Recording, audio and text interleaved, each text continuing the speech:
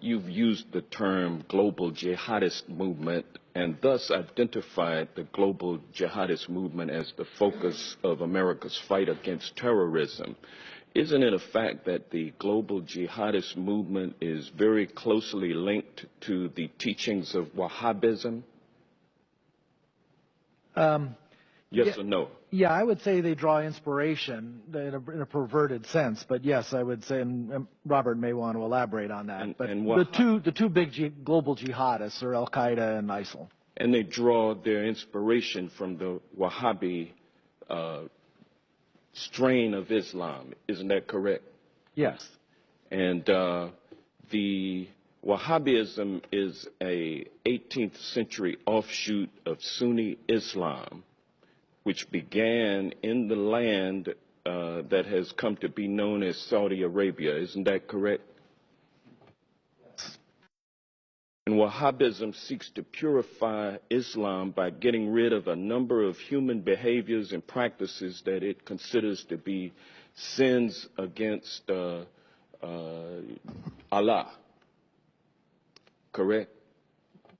Correct. And Wahhabism is a strict, fundamentalist, highly intolerant strain of Islam. Correct? Yeah. Correct? And now, isn't it a fact that the Saudi ruling monarchy derives its legitimacy by reliance on the ideology of Wahhabism? You want to? The Saudis are riding a tiger. The Saudis are riding a tiger.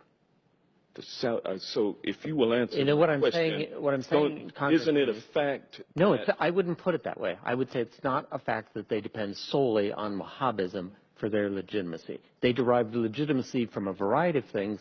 One of them is Wahhabism, but it is not the only one.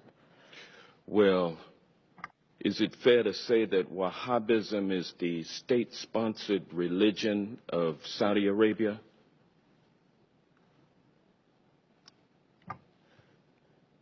Yes, the Saudi government sanctions Wahhabi imams in their major mosques. Well, as a matter of fact, the Saudi monarchy promotes Wahhabism through official state-sponsored mosques and through religious schools known as madrasas all over the world. Isn't that correct? Yes. And isn't it true that the Saudi government, Wahhabism throughout the world, based on its oil and gas revenue? Absolutely, the government's revenues, directly or indirectly, help the proselytizing that you mentioned. And the Wahhabism ideology lines up with the ideology of ISIL. Isn't that correct? I would say no. For example, the Wahhabis in Saudi Arabia, the official ones, do not kill Shia.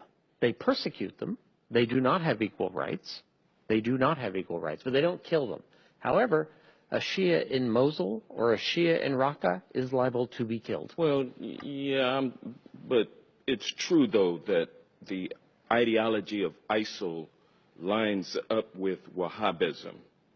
I would say it's a starting point, and then the Islamic State has taken it several steps farther. Yes.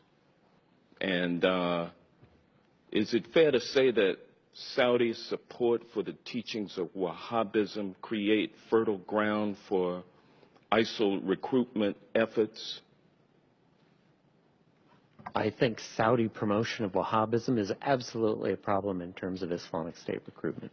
And so we will be unable to defeat the global jihadist movement, which is based on largely Wahhabism, which is a state-sponsored religion of Saudi Arabia, without somehow enlisting the support of the Saudi royal family in withdrawing its financial support for Wahhabism.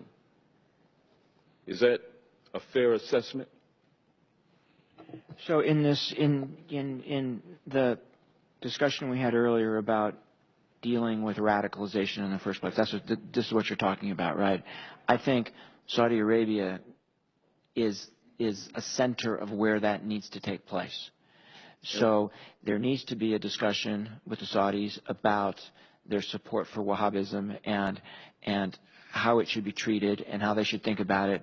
So absolutely right.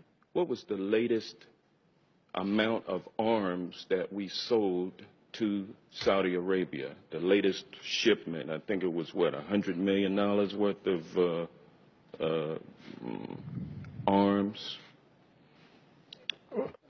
Well, there's support for the campaign in Yemen, but the arms sales that occur periodically are in the billions of dollars. Thank you.